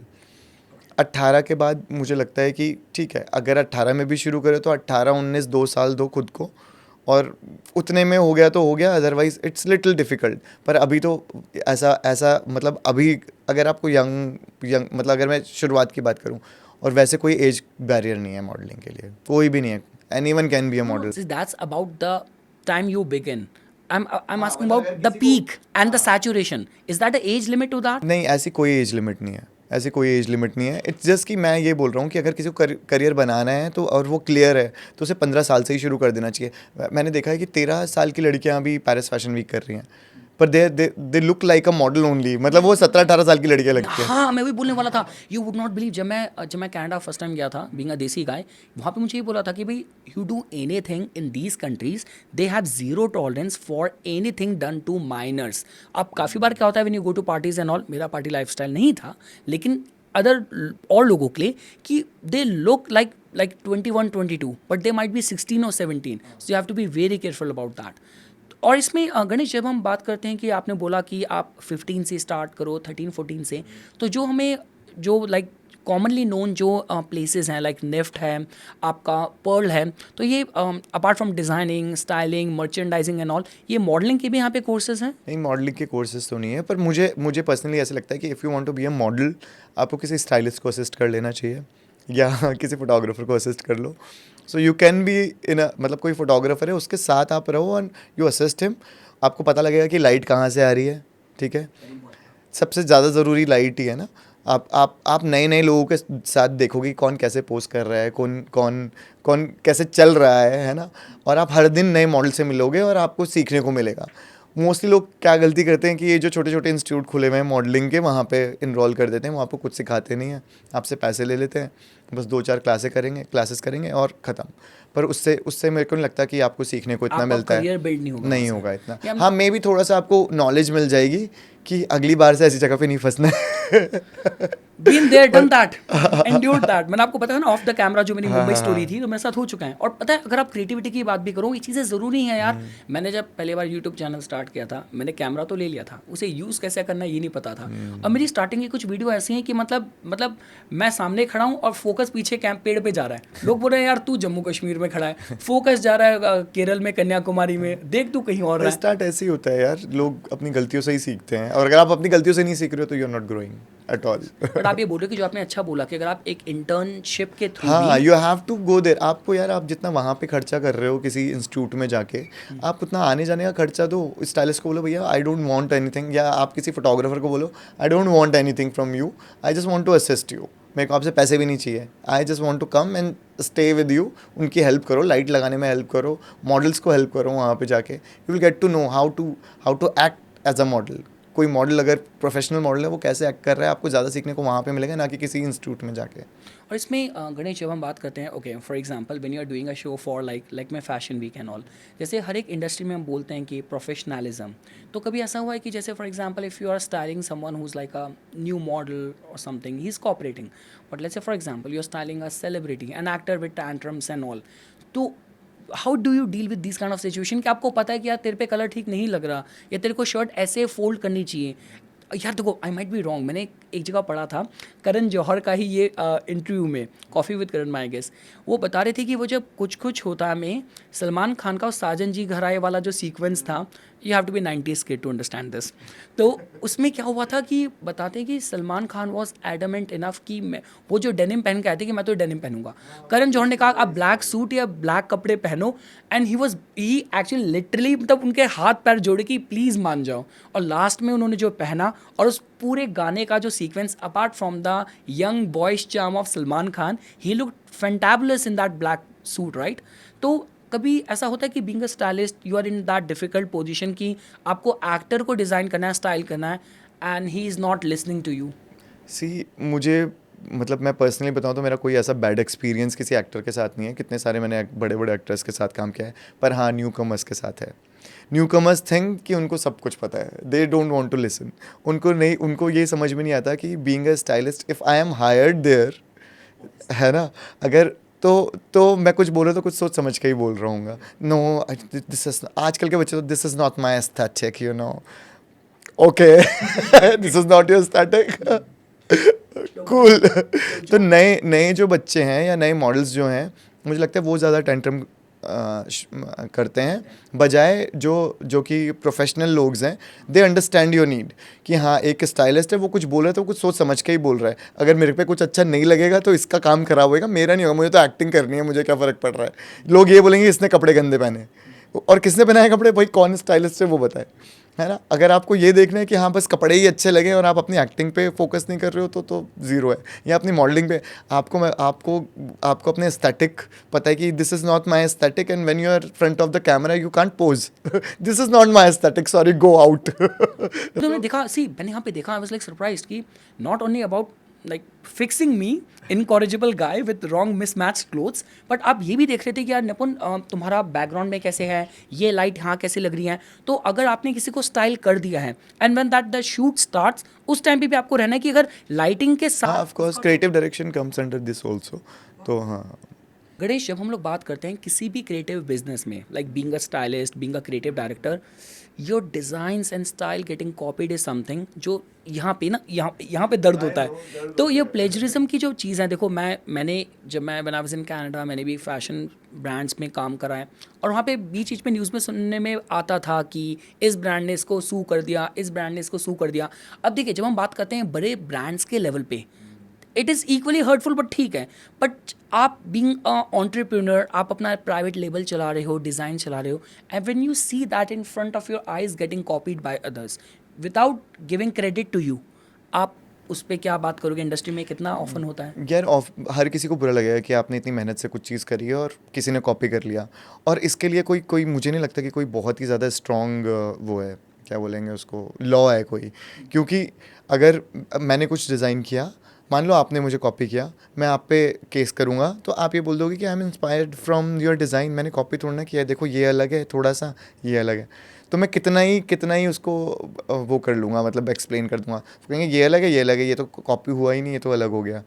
तो इस चीज़ के लिए तो हमें बहुत ही मतलब स्ट्रॉन्ग लॉ चाहिए कि हम अगर कोई इंस्पिरेशन भी ले रहा है, वैसे तो इंस्पिरेशन लेने के लिए हम भी इंस्पिरेशन ले रहे हैं नेचर से, पर मुझे लगता नहीं कि इसके लिए कुछ बहुत ही स्ट्रॉन्ग लॉ बन सकता है, क्योंकि कोई भी आपको यही बोलेगा कि मैंने इंस्पिरेशन ली है भैया आपके काम से, या मुझे तो बहुत अच्छी लग रही थी, maybe I am taking inspiration from this painting, किसी एक पेंटर की ये पेंटिंग है वो मैंने अपने कपड़े पे छाप दी, और मे बी वो दो जो इसमें लोग खड़े हैं वो हटा दिए, तो मैं कहूँगा नहीं इट्स नॉट सेम, मैंने तो देखो वो लोग तो नहीं है इसमें मैंने एक सन डाल दिया है, इट्स डिफरेंट, है ना, आपके उसमें ये तो ये एकदम ही अलग हो जाएगा। और लॉ इस चीज़ के लिए कोई बहुत स्ट्रॉन्ग लॉ नहीं है। हाँ, ये तो it's like very hurtful right कि आप अपने सामने सामने देख रहे हो। तो ऐसे ही मैंने एक देखा था, एक इंडियन आर्टिस्ट का पेंटिंग गुची ने कॉपी किया और ना उसे क्रेडिट दिया और बोला we really like Indian thing, और उसने कॉपी कर दिया, दैट्स इट। और डाइट सभ्या और ये बहुत सारे ऐसे पेजेस हैं जहाँ पे आपको मालूम चलता रहता है कि किसने क्या कॉपी किया है और कौन क्या कर रहा है। डाइट प्राडा और diet Sabya, diet Prada is for international brand, उनकी कौन कहाँ से कॉपी कर रहा है, कौन किसको चिपका रहा है, और डाइट सभ्या इज़ इंडियन पेज जहाँ पे आपको मालूम चल जाएगा कि कौन क्या कॉपी कर रहा है। चैन से सोना है, सावधान, इस जगह पे आप पे नज़र रखी जा रही है। नहीं पता है, देखो मैं इसलिए बोलता हूँ ना, क्योंकि देखो जब हम फैशन की बात करते हैं, इंडिया इतना डाइवर्स है यार, यू वुड नॉट बिलीव, मेरे को पर्सनली कलर्स बहुत पसंद है। अगर आप जाते हो राजस्थान, उसका एक टाइटल है रंगीला राजस्थान, आप गुजरात जाओ, उनके कलर्स, तो हम तो इंडिया में ही इतनी मतलब वैरायटी है कि अगर आप इंडिया में भी आपने नुक एंड क्रूनी पूरा ट्रैवल कर लिया, आपको इतनी इंस्पिरेशन मिल जाएगी। लेकिन उसके बाद भी आप कलेक्शन को, लेबल को एक नेम दे दो, giving credit from where it has been inspired, but completely blatantly stealing someone is not good. उसके लिए तो Is लॉ not है ही, cool. उसके लिए तो लॉ है। अगर आप एकदम ही एकदम ही चिपका रहे हो कि ये हाँ कॉपी पेस्ट है, तो ऑफ कोर्स आप पे केस होगा। पर अगर मोस्ट ऑफ द टाइम क्या होता है कि वो थोड़ा सा चेंज कर देते हैं डिज़ाइन, कलर पैटर्न सब सेम रहेगा, बस हल्का सा डिज़ाइन चेंज हो जाएगा, तो आप कितना ही मार्कअप करा दोगे यार, नहीं हो सकता। मतलब उसके लिए बहुत ही स्ट्रॉन्ग लॉ चाहिए हमें। That's bad. और इसमें गणेश, जो हम बात करते हैं आजकल, एक चीज़ बड़ा नया ट्रेंड चला है, sustainability, sustainable fashion. Can you describe that, what exactly is that? See for me एक कॉटन टी शर्ट भी सस्टेनेबल नहीं है अगर आप ये बोलोगे तो, क्योंकि एक कॉटन टी शर्ट को बनाने के लिए 100 लीटर ऑफ वाटर वेस्ट होता है, ठीक है। तो I don't consider a cotton T shirt also sustainable. मेरे लिए विस्कॉस भी सस्टेनेबल हो सकता है ना। तो क्या है कि मुझे लगता है कि अपसाइकिल हम कितना कूड़ा, अच्छा, fashion industry is the second largest industry producing waste. तो जो हमारे जो कपड़े हैं ना, जो हम फेंक देते हैं, उनको हम अपसाइकिल करेंगे तो वो ज़्यादा सस्टेनेबल है, बजाय ये देख के कि हम कूड़ा कम करें। या मतलब मेरे को लगता है कि जैसे कहते थे ना कि ख़ानदानी साड़ियाँ चली आ रही है या ख़ानदानी ज्वेलरी आ रही है, ऐसे कपड़ों को भी करना पड़ेगा। तो I feel it's a sustainable, क्योंकि अगर हम कॉटन की शर्ट एक बार, टी शर्ट पहन रहे हैं एक बार, ठीक है, उसमें 10 लीटर ऑफ वाटर वेस्ट हुआ है, उसमें जो केमिकल कलर हुआ है वो भी लगी रहा है ना, वो सब तो हमारा इस पे ही जा रहा है, अर्थ में ही जा रहा है, तो उससे भी तो चीज़ें ख़राब हो रही हैं। या तो हम बिल्कुल ही ऐसा करें कि नेचुरल डाई यूज़ करें, है ना, नेचुरल ऑर्गेनिक कॉटन यूज़ करें, विच इज़ वे एक्सपेंसिव, बहुत ही। But it is good for the environment. हाँ, it's good for the environment. हाँ, क्योंकि मैंने देखा है जो कॉस्मेटिक्स में, तो मैंने सुना था कि भाई आपकी a lot many brands they claim this thing that our cosmetic products are not tested on animals and all, वो तो मैंने सुना था। पर ये मैं क्या क्लोथ्स में भी होता है? ऑफ कोर्स क्लोथ्स में भी होता है, क्योंकि आप हार्म कर रहे हो ना उससे भी। मतलब जो केमिकल्स हैं वो सब तो ख़राब हो रहे हैं, वो गंगा में जा रहा है या यमुना में जा रहे हैं सारे केमिकल, है ना, उससे भी फ़र्क पड़ रहा है सब कुछ। ये तो साइकिल ही है पूरा, हम पे भी कुछ फ़र्क पड़ रहा है। तो या तो आप बिल्कुल ही एकदम ही ऑर्गेनिक कॉटन यूज़ कर रहे हो, पर उस ऑर्गेनिक कॉटन में क्या होता है कि आप एक बार वॉश करते हो तो उसका कलर निकल जाता है। जो ऑर्गेनिक डाइज होते हैं वो इतने फास्ट, मतलब वो नहीं होते इतने, एक तो कलर इतना ज़्यादा नहीं होता उनका, है ना, और वो जल्दी ख़राब हो जाते हैं। तो अगर वो जल्दी ख़राब हो रहे हैं तो भी आप उसको वेस्ट ही कर रहे हो ना, उसको फेंक रहे हो। तो उसको अपसाइकिल हम कैसे कर सकते हैं, वो हमें ज़्यादा सोचना चाहिए, बजाय ये कि हमें ऑर्गेनिक यूज़ करना है, हमें कॉटन यूज़ करना है। And this is what we call the whole process is, the whole thought and belief is sustainability. अब मेरे को आपसे पूछना है गणेश, मैं आपको इतने दिनों से ट्रैक कर रहा था, इस बंदे को मुझे एज अ गेस्ट लेके आना है, और आपकी जो ट्रैकिंग चल रही थी मेरी तरफ से, उसमें एक बहुत अच्छा एक फैक्टर आया था, वो था recently a wedding which you attended in Mumbai, which has been globally covered global by international media. तो मैं बात कर रहा हूँ जो अंबानीज़ की वेडिंग्स थी, आप लोगों को पता ही चल गया होगा, हम लोग ये रिकॉर्ड कर रहे हैं जुलाई 2024 में, तो इस साल तो इस महीने तो इससे बड़ा और कोई इवेंट अभी तक नहीं हुआ है। तो see how does it feel like, for example अगर मैं आध्यात्मिक इंसान हूँ, इमेजिन आप मेरे को एक ऐसे पोडियम में रख रहे हो, ऐसे एक जगह पे रख रहे हो जहाँ पे सारे धर्म गुरु हैं, उसी तरीके से your bread and butter and your passion is all connected to fashion, styling people, and being in a place where you are seeing all that big shots at one place, तो वो एक्सपीरियंस कैसा था? It's really good. Like मैंने पहली चीज़ तो मैंने कभी सोचा भी नहीं था कि मैं ऐसी जगह पे पहुंचूंगा, being a like from a very small town. तो वो मैं आपको आपके एस्ट्रोलॉजी से जवाब दे दूंगा, वो उस पे आएंगे। ठीक है। हाँ, ठीक। तो इट वाज वेरी नाइस, मतलब बहुत ही सही लगा मुझे, और मुझे लगता है कि वहाँ पे तो जहाँ पे भी देखो वहाँ सेलिब्रिटी थे। तो यार उनका और वहाँ पे धर्मगुरु भी थे। हाँ नहीं, लेकिन जैसे जब हम वहाँ बात पे करते हैं, शंकराचार्य थे और भी बहुत सारे लोग थे वहाँ पे, एस्ट्रोलॉजी से रिलेटेड और बहुत सारे लोग तो यार देखो, जब हम बात करते हैं इंटरनेशनल लाइक सेलिब्रिटीज़ की, देखो मैं आपको छोटा सा एग्जांपल बताता हूँ। वो जस्टिन टिम्बरलेक का एक लाइक मैंने आर्टिकल पढ़ा था उसके बारे में, when he was at the prime of his career, कि वहाँ पे वो एक किसी कॉफ़ी शॉप में कुछ कुकी खा रहा था, तो उसने हाफ ईटन कुकी उसकी प्लेट में थी। वो एक स्कूल गर्ल थी, टीनेज थी, वो एकदम से वो लेके भागी और उसने उसको ईबे में डाल दिया, and another teenage school girl bought it. So what I am trying to say is that कि जब ये लोग शूट्स पे जाते हैं तब तो they are like very particular about their image, but जब वो आप एक ऐसी रिलैक्सिंग इवनिंग में हो तो उनका ड्रेसअप, उनकी स्टाइल, उनका like okay, were they like nonchalant, like unconcerned, cool, or they were still particular about how they are looking, how they are dressed, everything? Can you give any detail on that? अगर being a actor model और in the industry, वो आपके अंदर ना आ जाता है कि आप अगर बैठ रहे हो तो आप ऐसे ही बैठोगे कि आपको कोई भी कहीं से भी क्लिक कर सकता है ना। तो वो इनसाइड है, वो मतलब क्या बोलूँगा उसको, वो उनका हार्डवेयर बन चुका है अब। नेचुरली हाँ, वो इनबिल्ड हो गया है, वो कुछ उसको नहीं कर सकते। बट हाँ, they cool like us only, they talking to us, मतलब वो ऐसी बात करते हैं जैसे हम बात करते हैं। वो वैसे ही नाच भी रहे थे बारात में जैसे हम बारात में नाचते हैं। Maybe they are getting paid for that, but okay. हाँ, कार्दिशियंस का तो मुझे पता है कि जो क्रिस उनका स्टाइलिस्ट है, he is always with them. तो और बाकी तो मतलब जो स्पेशली अगर हम कार्दिशियंस की बात करें, जिनकी छोटी से छोटी चीज़ भी एकदम से न्यूज़ में आ जाती है, तो उस पे आप उनको देखना और उनका, और हमारे जो इंडियन सेलिब्रिटीज़, मैंने I saw some of your stories with Ranveer Singh, with he is always very happy इतनी एंड एनर्जी कहाँ से आती है यार? बंदा हमेशा हाई एनर्जी में दिखता है, फोटो से पता चल रहा होता है कि कितना एनर्जी कितनी एनर्जी लेवल है। तो मतलब क्या एक्सपीरियंस था उन लोगों को एक साथ, उनका जो क्लोथिंग थी? तो हाँ, ये कुछ जैसे मैंने काफ़ी बार इवेंट्स में देखा है कि उनकी आइटनरी पूरी बनी हुई होती है कि on this event you are gonna be in pink, on this day you gonna be on like this and that. तो क्या था हम पे ऐसा कुछ इंस्ट्रक्शन थे, और you were like on your own to get dressed see, up? वो तो इस शादी के लिए तो ऑफ कोर्स आपको जो पहनना है वो पहन लोगे। लेकिन जब मैं एनएमसीए में गया था तो उस समय we get a proper thing कि फर्स्ट डे ये थीम है, सेकंड डे ये थीम है, फोर्थ डे ये थीम है। तो दैट वाज लाइक दैट। पर शादी का तो ऐसे ही था। शादी में तो जैसे सब शादी में आते हैं वैसे तो कोई थीम नहीं मिली, मुझे तो नहीं मिली एटलीस्ट, बाकी लोगों को मिली होगी तो बात अलग है। और इसमें बाकी गणेश, मुझे like we are heading very close to the like the culmination of this podcast.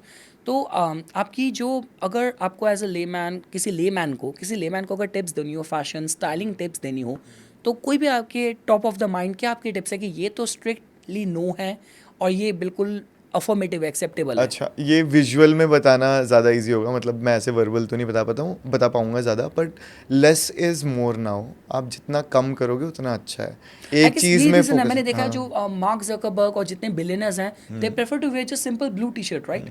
Less is more. अगर आप कोई लाइट कपड़ा पहन रहे हो तो ज्वेलरी को हाईलाइट कर लो, है ना। फॉर गर्ल्स मैं कह रहा हूँ कि अगर आपने प्लेन कपड़े पहने हैं तो ज्वेलरी हाईलाइट कर लो, अगर आपने हैवी कपड़े पहने तो प्लीज़ ज्वेलरी अवॉइड करो और सिंपल बाल रखो। और लड़कों के लिए अगर आपने बहुत ही रंगीले कपड़े पहने हैं तो जूते सिंपल पहन लो। और आपने बिल्कुल फ्लैट मतलब न्यूट्रल कपड़े पहने हैं तो you can give a pop up of your shoes, कोई कलरफुल शूज़ पहन लो। तो इट्स अ वेरी, और हर किसी का अलग स्टाइल होता है वैसे। Fashion is for masses and style for people, मतलब तो ये बहुत ही पुराना वो है, बात है। पर यही है कि अगर आप फैशन देखना है तो फैशन तो कोई भी मिल जाएगा, but you have to make your own style ताकि लोग आपको देखें। इसमें Ganesh, see it might be, this statement might offend lot many people, but जब हम बात करते हैं जैसे फैशन कैपिटल की, फॉर एग्जांपल, जैसे अगर आप जैसे जब मैं कनाडा में टोरंटो में था, तो वहाँ से थोड़ा न्यूयॉर्क पास है, तो न्यूयॉर्क का फैशन है पता चलता है, ठीक है। फिर जब मैं आपका वैंकूवर में था तो वहाँ से I was close to Seattle, for example जब मैं मॉन्ट्रियल गया कनाडा में, इट्स वेरी फ्रेंच, आपको वो भी दिखता है स्टाइल में। तो अगर इंडिया में बात करी जाए तो आपको क्या लगता है कि बीइंग अ स्टाइलिस्ट, कौन सी city is very fashion forward? आप किसको बोलोगे? Delhi is fashion forward for sure. I thought आप मुंबई कहने वाले नो, हो। Mumbai is not fashion, they people don't care. वो पजामे में पार्टी करने चले जाएंगे यार। दिल्ली में जाके देखो आप, मतलब 10 बार पहले कपड़े चेंज करिए फिर पार्टी में जाएंगे। तो मतलब दिल्ली और मुंबई में अगर आप बोलते हो तो Delhi Delhi much is more, fashion yeah, forward and forward, and also Delhi people are like, Delhi is hub for fashion. Delhi is known for fashion only. Mumbai is known for acting and these things, हाँ creative. Okay. और इसमें भी दिल्ली में भी जैसे एक बड़ा so called वो चलता है साउथ कि south Delhi south south Mumbai है, ऐसी साउथ साउथ मुंबई मुंबई है, हाँ हाँ तो ऐसा भी कुछ है कि हाँ, यहाँ ऑफ कोर्स है, ऑफ कोर्स है। आप जमुना पार चले जाओ, वहाँ का फैशन देख लो और यहाँ का साउथ दिल्ली का फैशन देख लो, आपको ज़मीन आसमान का अंतर दिख जाएगा। आपकी स्टाइलिंग फील्ड का ही मेरे को एक लास्ट क्वेश्चन पूछना है। अगर हम बात करते हैं if you have to style someone for a summer fashion and for a winter wear, so which is more tricky? Like for example summer में तो you might get less option, more option in winter wear, so which is more challenging, like what do you which think? Is I think body type is more challenging, style तो नहीं है। अगर आपका body type proportion में है तो challenge नहीं है, पर अगर आपका बॉडी टाइप प्रोपोर्शन में नहीं है तो that makes you very challenging, that make everybody the more job of challenging. A stylist little bit हाँ challenging. Challenging, but that's the I think that's the beauty of the The field is field. you have to go through all kind of variation varieties. Ganesh, जब हम लोग बात करते हैं celebrities को style करने की, तो उसमें जो आपके पर्सनल फेवरेट सेलिब्रिटीज़ रहे हैं वो कौन से रहे हैं? सी मैं पर्सनली जो मुझे सेलेब्स मतलब जिनको मैं सेलेब्स मानता हूँ वो ऐसे या तो वो क्रिकेटर्स हैं जैसे सचिन तेंदुलकर हो गए, और या फिर सिंगर्स हैं। I personally like them. Of course actors भी हैं, पर मेरे को पर्सनली फील ये होता है कि जो या फिर जैसे एक पैरा ओलंपियन है Deepa Malik ji, she is the like, वो तो मुझे बहुत ही अमेजिंग लगते हैं। अगर वो कुछ कर सकते हैं ज़िंदगी में इतना बड़ा तो हम भी ऑफ कोर्स कर सकते हैं, तो मेरे लिए तो वो बहुत ही बड़ा बेंचमार्क है। और मुझे लगता है वो मेरे लिए एक सेलिब्रिटी एक्सपीरियंस है उनके साथ काम करना हमेशा से ही। और हाँ, सचिन तेंदुलकर के साथ भी काम करना बहुत ही बड़ा अच्छा एक्सपीरियंस था। पर हम उनकी जो मीडिया इमेज है बहुत पोलाइट और बहुत हम्बल है, हाँ राइट? तो मेरा जो पहला कैंपेन शूट था जेपी सीमेंट के लिए था और सचिन तेंदुलकर के साथ था। तो उसमें क्या हुआ कि आई वॉज लिटिल नर्वस, उन्हें समझ में आ गया कि नर्वस है। He called me come here and sit with me. मैं बैठा उनके साथ, उन्होंने पानी मंगवाया, मुझे पानी पिलाया कहा कि यू ओके? मैंने कहा हाँ आई एम ओके। तो see that's how humble he is. फिर अभी हम वहाँ पे मिले अंबानीज़ की वेडिंग में, एंड आई मेक हिम, मैंने उनको बोला कि आपको याद है हमने शूट किया था साथ में? कह रहे कब किया था? मैंने कहा जेपी सीमेंट। कह रहे वो तो बहुत साल पहले किया था। मैंने कहा हाँ, तो कह रहे हाँ याद आ ही गया। Is as nice as he is on television and everywhere. बाकी see this is one thing which I want to ask Ganesh, देखो जब हम बात करते हैं आपको मॉडल बनना है या you want to be perceived as good looking, तो इंडियन माइंडसेट, यार ये लगता है ग्लोबल माइंडसेट भी है, कॉम्प्लेक्शन को लेके थोड़ा माइंडसेट है, तो आप क्या कहेंगे इस पे कि if you are like are little bit tan और you are like darker complexion compare to someone who is fair, so आप इसको स्टाइल और एस्थेटिक्स के पॉइंट ऑफ व्यू से कैसे देखेंगे? देखो इंडियन एस्थेटिक तो विटिश स्किन ही है, और आई लव विटिश स्किन। और मुझे लगता है कि जितने भी बड़े डिज़ाइनर्स हैं उन सबको ही डार्क कॉम्प्लेक्शन पसंद है। ऐसा कुछ नहीं है कि आप डार्क हो तो आप मॉडल नहीं बन सकते। देर इज़ अ मतलब बहुत सारे एग्जाम्पल्स हैं यार जो डार्क स्किन वाले हैं। अर्चना अखिल कुमार हैं, she is a dark skin girl, और वो इतना अमेजिंग लगती है ना शूट पे। और पता है क्या होता है, विटिश कलर के साथ ना क्या होता है कि जो भी गारमेंट्स होते हैं ना वो बहुत अच्छे, जो पिक्चर्स होती हैं वो बहुत अच्छी आती हैं। तो अगर आपको ये लग रहा है कि आप विटिश हो या डार्क हो तो आपको मॉडलिंग में प्रॉब्लम होगी, नहीं नहीं नहीं, it will help you a lot. और शायद गणेश हम ऑफ कैमरा बात भी कर रहे थे कि जो यूएस में जब हॉलीवुड में कास्टिंग होती है Of and course. They have to cast someone Indian American, they have this perception of little bit browner और डार्कर हाँ, स्किन। Darker skin. शायद वही जो नेवर हैव एवर शो की मैं कास्ट की बात कर रहा था, दे और लाइक, और जो आपने एक मॉडल बताया नमन, उनका भी जो कॉम्प्लेक्शन है वो कहीं ना कहीं इसी कैटेगरी में फॉलो होता है। तो means if you are less fair you do not have to be complexed. You have to मतलब आपको अपने आर्ट पे काम करना है। कलर वलर ये सब आपको नहीं देखना है। जैसे मैंने आपको बताया कि अगर आप बहुत अच्छे गुड लुकिंग हो और आप कैमरे के आगे पोज ही नहीं कर पा रहे हो तो सॉरी टाटा बाय बाय हो जाएगा आपका। पर अच्छा, इसमें ये भी चीज़ होती है, आप अच्छे नहीं दिख रहे हो ज़्यादा, यू आर नॉट, आप बहुत अच्छे नहीं दिखते हो, आपका कलर नॉर्मल है, आप अपने काम में बहुत अच्छे हो, आप पंक्चुअल हो, तो आपको काम बहुत ज़्यादा मिलेगा। पर आप बहुत अच्छे दिखते हो, आप काम में बहुत अच्छे हो, आप पंक्चुअल नहीं हो, आपको मतलब काम नहीं मिलेगा। एथिक्स नहीं है मतलब। हाँ, वर्क एथिक्स नहीं है तो ठीक है, एक बार बुलाएगा इंसान, 2 बार बुलाएगा, पर वो समझ जाएगा भैया ये हमेशा ही लेट आता है, he don't have sense to talk to people. अब कई सारे लोग सोचते हैं हाँ भैया हम तो एक्टर हैं, हम मॉडल हैं, और वो सेट पे किसी से भी बहुत बदतमीज़ी से बात करते हैं, sorry. Not acceptable at all. Astrology के माध्यम से मैं कहूँगा कि this is a business being ruled by Venus, you have to be likeable, if you are not likeable this business will not support you और you will not be here for long haul. यार गणेश, जब हम बात करते हैं देखो trends की, ठीक है, जो स्टाइल आता है, ट्रेंड आता है, सेंसेशन आती है, जैसे फॉर एग्जांपल अभी एक मूवी है पुष्पा, उसमें उनके मूव्स हैं जो स्टाइल हैं वायरल हो जाते हैं बहुत जल्दी। अभी शायद कोई विक्की कौशल का भी कोई मूव है जो बहुत ज़्यादा, हाँ बहुत ज़्यादा वायरल हो रहा है। जब बात करी जाती है स्टाइल और फैशन की, अभी देखिए जो आपने अंबानी वेडिंग कवर करी है उसमें जस्टिन बीबर का भी परफॉर्मेंस था।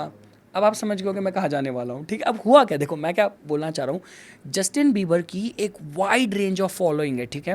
वो जब परफॉर्म कर रहे थे, जो उनका पेन्स हैं, जो उनका बॉक्सर्स हैं, वो काफ़ी मीडिया ने कवर करा था। सी those people who have a sense of fashion, they might have something to say to support that, or those who do not have much sense of the field, they will have their own reason to troll, to comment and all.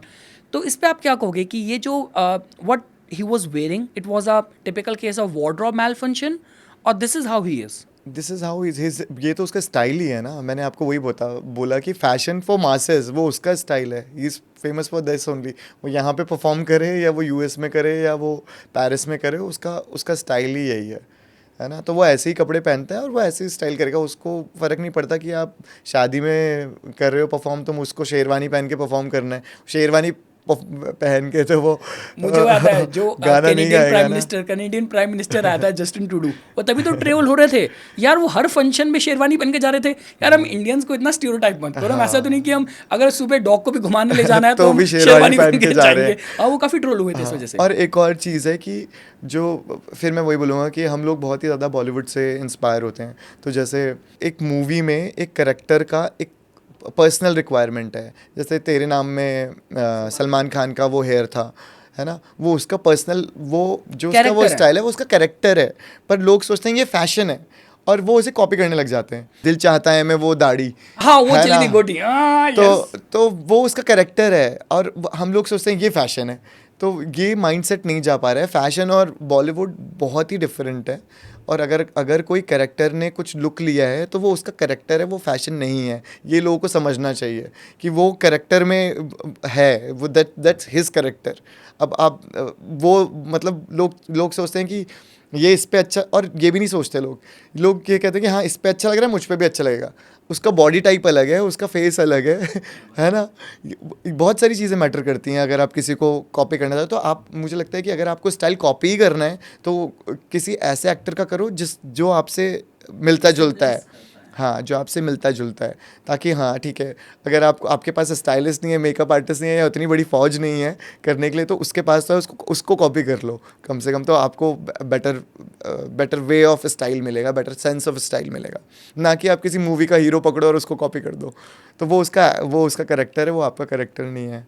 Ganesh, आपकी जो field है, देखो अगर मैं इसको बात करूं as an amateur, हम सब सोचते हैं कि मैं खुद भी अपने को डिज़ाइन कर सकता हूं और मैं अपनी मदर को, फादर को, अपने हस्बैंड को, उनके भी जो क्लोथ्स हैं मैं ही परचेज करती हूँ, मैं ही शॉपिंग करती हूँ, उनके कपड़े तो मैं डिसाइड करती हूँ कॉम्बिनेशन। लेकिन अगर आपको प्रोफेशनल लेवल पे, like the kind of important job which you do, कि जो भी आपको एक क्लटर दिया है उसको कैसा है ब्यूटीफुल एस्थेटिक से एक फॉर्म देना है, स्टाइल करना है, तो अगर आप ही की तरह हमारे ऑडियंस में ऐसे कुछ लोग होंगे who aspire to become a stylist, तो क्या स्टेप्स हैं? जैसे मैंने पहले भी बोला कि आपको प्रोफेशनल तो नॉलेज लेनी ही पड़ेगी थोड़ी सी, है ना। और मैंने वैसे बीएससी इन फैशन कर रखा है। I am a fashion designer और आई एम फैशन डिज़ाइनिंग में भी बहुत सारे करियर्स हैं। तो I choose styling because I like it. मुझे को बचपन से ही यही करना था। तो पहले तो आपको अपने माइंड में क्लियर पूरा बदल दिया तो मुझे लगता है कि आपको पहले तो क्लियर होना पड़ेगा कि आपको करना क्या है। क्योंकि जब आप केवल इसलिए कर रहे हो कि ये ग्लैमर फील्ड है, तो yes it is glamorous, but it is very hard work. It need your time, money, sweat and blood. मतलब आपको अपना सब कुछ, अगर मैं अभी थोड़ा बहुत जैसा भी काम कर रहा हूँ, जितना भी कर रहा हूँ, तो मैंने शायद पता नहीं अपने घर में कितनी शादियाँ मिस करी हो, कितनी होली दिवाली मिस करी होगी, तो मैं यहाँ पे पहुँचा हूँ। तो आपको बहुत ही ज़्यादा, ये तो पहले तो आपको सोचना है कि ये बहुत ही टफ़ जॉब है, ये बहुत कोई ईजी जॉब नहीं है, ठीक है। और अगर आपको ये करना है तो सबसे पहले एक कोर्स, छोटा कोर्स तो आपको करना ही चाहिए। निफ्ट में भी एक स्मॉल 6 मंथ का कोर्स होता है स्टाइलिंग का, आप वो कर सकते हो।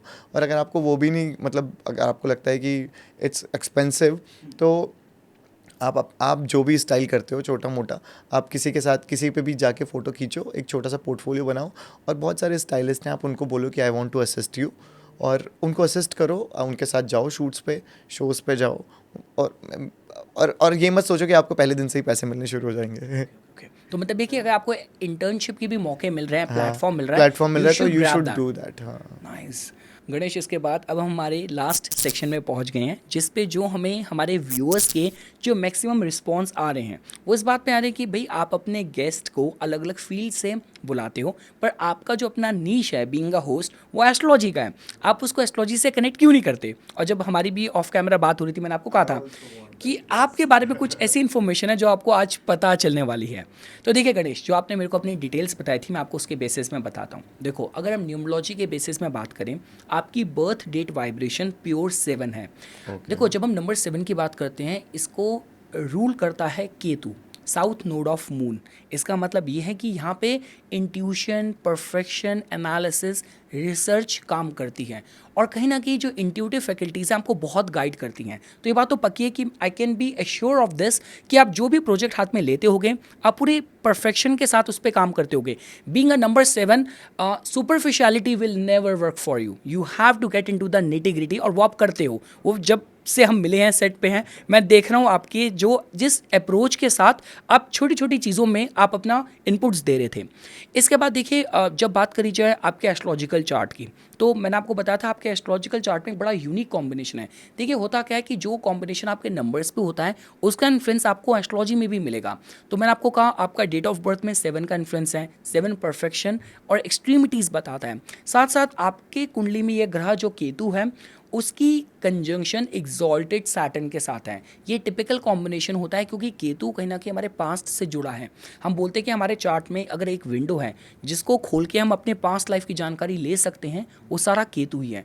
वो एग्जॉल्टेड सैटर्न के साथ है। सैटर्न हमारे कर्म, प्रोफेशन के बारे में बताता है। तो उससे ये भी पता चलता है कि what you are doing right now in this life, इसके कनेक्शन और तार आपके पूर्व जन्म से भी जुड़े हैं। वो कहीं ना कहीं आपका पास्ट लाइफ से आया है, वो एक्सपर्टीज़। इसके बाद मैंने आपको कहा था, देखो ये बिजनेस, ये इंडस्ट्री ऐसी है, हर एक प्रोफेशन से कोई ना कोई एक जुड़ा प्लैनेट होता है। तो आपकी जो इंडस्ट्री है वो पूरी वीनस रूल्ड है। तो इसका मतलब ये कि आपका वीनस अच्छा होना चाहिए। मैंने आपका चार्ट देखा, आपका वीनस बहुत स्ट्रांग है, तो इसका मतलब ये कि you have that warmth in your personality, you are very likeable. और देखिए, हम बोलते हैं कि अगर आपको वीनस अच्छा रखना है, you have to be always always very respectful towards females. तो वो आपको और मदद करेगा। परफ्यूम्स हो गया, फ्रेग्रेंस हो गया, क्लीनलीनेस हो गया, ये आपके लिए बहुत इंपॉर्टेंट है।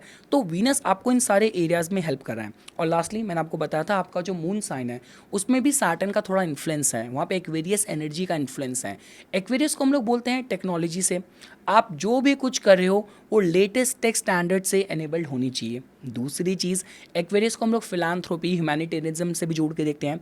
तो जैसे आपने सस्टेनेबिलिटी पे इतना अच्छा आपने बताया, तो कुछ भी करके, कैसे भी करके, आपका जो कर्म है, आपका जो वर्क है, how it is benefiting a common man, how you are giving back to the society and the community, that will also matter the most.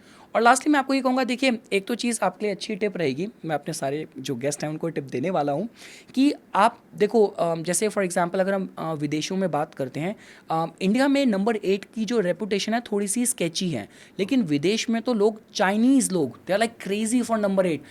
Triple 8 Infinity। Reality, हाँ इन्फिनिटी। असुर देखी हुई मैंने, तो असुर देखी, असुर में इन्फिनिटी था ओटीटी में। हाँ नहीं, तो उसमें क्या बोलते हैं कि जो नंबर 8 है जिसको इंडिया में इट इज़ बिंग जज्ड, लेकिन अगर आप बात करो विदेशों में, उसको 8 को पावर से, अथॉरिटी से, और इतने रियल्टर्स हैं जो 888 रियलिटी एंड ऑल उसको यूज़ करते हैं। आपके केस में नंबर 7 को आप यूज़ करो। तो अगर आप कोई फर्म लॉन्च करते हो, डिज़ाइन लॉन्च करते हो, कोई भी नया डोमेन नेम रजिस्टर करते हो, आप जितना 7 की एनर्जी को यूज़ करोगे आपके लिए अच्छा रहेगा। 777 ब्रांड नेम, 77 कलेक्शन नेम, आप कहीं जा रहे हो आपको 777 दिखता है, लोगों को मैनिफेस्टेशन में भी बहुत हेल्प करता है। मुझे वैसे मोस्टली 111, 222, 444 ये तो दिखता ही है। 777 आए। आपके लिए अच्छा काम करेगा 777। और खासकर अगर जिस दिन आप कोई प्रोफेशनल मीटिंग के लिए जा रहे हो और उस दिन अगर आपको 777 का पैटर्न दिख रहा है तो वो आपके लिए बहुत अच्छा पॉजिटिव ओमन है। और बस मेरे को आपको एस्ट्रोलॉजी से तो ये सारी इनपुट्स देनी थी।